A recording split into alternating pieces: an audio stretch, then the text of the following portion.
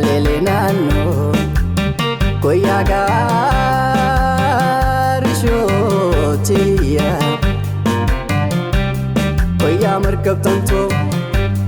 Definiti kotu Naniram fatini Defina ya bontu Markab to Gurrati markab to Fute kanan demtu Markab jalala Shishtanan kotu Koyaga Rishotia Yadintu Magala Akka alam bani Jalala nahitu Akka gadim bani Jalala nahitu Akka halam bani Edazir nagotu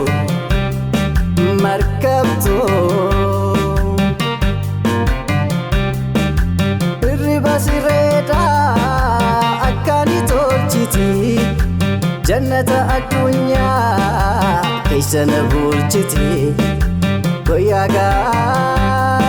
Rishotia